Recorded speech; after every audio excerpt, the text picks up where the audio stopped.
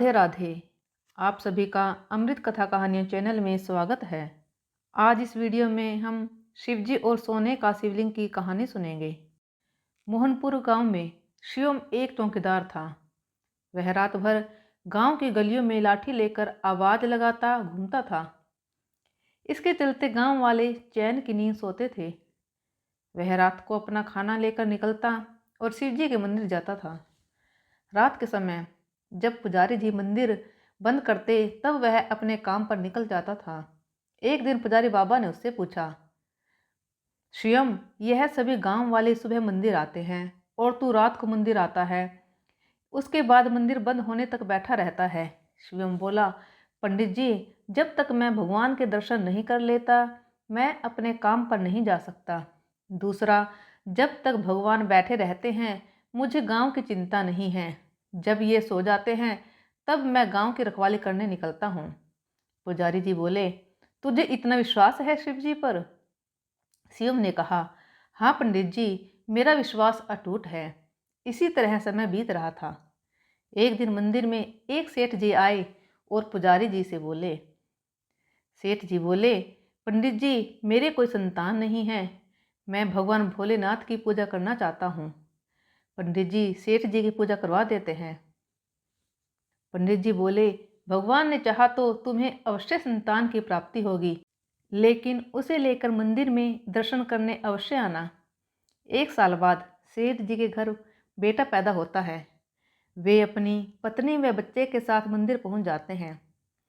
सेठ जी बोले, पंडित जी, भोले बाबा ने मेरी पुकार सुन ली। यह सुनकर पंडित जी बहुत खुश होते हैं। उसके बाद सेठ जी कहते हैं, पंडित जी, मैं इस शिवलिंग की जगह सोने का शिवलिंग स्थापित करना चाहता हूँ। पंडित जी बोले, यह आप क्या कह रहे हैं सेठ जी? यह शिवलिंग बहुत पुराना है, हम इसे नहीं हटा सकते, और अगर आपने सोने का शिवलिंग स्थापित कर दिया तो इस खबर के फैलते ही शिवलिंग चोरी होने का खतरा बढ़ जाएगा। सेठ जी बोले, लेकिन पंडित जी, मैंने निर्णय कर लिया है, आप कोई उपाय बताइए। पंडित जी बोले, ठीक है, मैं गांव वालों से सलाह करके आपको बताऊंगा, आप 2 दिन बाद आइए। रात को पंडित जी शिवम से बात करते हैं। शिवम बोला, पंडित जी, आप चिंता न करें, भोलेनाथ पूरे संसार की रक्षा करते हैं, क्या अपने शिवलिंग की रक्षा नहीं कर पाएंगे?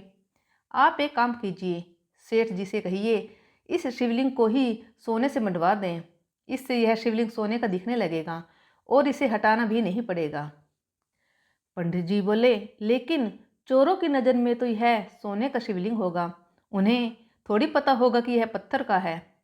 शिवम बोला, आप उसकी चिंता मत कीजिए, सब भोलेनाथ पर छोड़ दीजिए।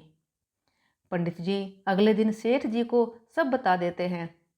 सेठ जी शिवलिंग पर सोना लगाने का काम शुरू करवा देते हैं। 1 महीने में शिवलिंग सोने का दिखने लगता है। एक दिन पंडित जी शिवम को बुलाते हैं।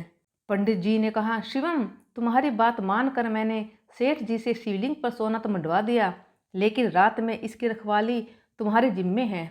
शिवम बोला, पंडित जी, वैसे तो मेरे रहते पूरे गांव में चोरी नहीं हो सकती, लेकिन फिर भी मैं मंदिर का विशेष ध्यान रखूंगा। एक दिन रात को शिवम मंदिर के पास से गुजर रहा था तो उसने देखा मंदिर के द्वार खुले हैं और एक आदमी शिवलिंग के पास कंबल ओढ़ कर बैठा है। शिवम उसके पास पहुंचा। शिवम बोला, तू कौन है और मंदिर का द्वार कैसे खोला? चोर है क्या तू? आदमी ने कहा, नहीं, मैं चोर नहीं हूँ, मैं केवल यह सोना हटाना चाहता हूँ, तुम इस सोने को ले जाओ। शिवम बोला, क्या मतलब? इस सोने को क्यों हटा रहे हो? आदमी ने कहा, यह सोना तुम्हारे कारण लगा है, इसलिए मैं चाहता हूँ कि यह सोना तुम ही ले जाओ। शिवम बोला, आप कौन हो और ऐसा क्यों बोल रहे हो? तभी वह आदमी भगवान शिव के रूप में प्रकट हो जाते हैं। शिव जी बोले, मेरे और मेरे भक्तों के बीच में यह सोने की दीवार खड़ी कर दी है।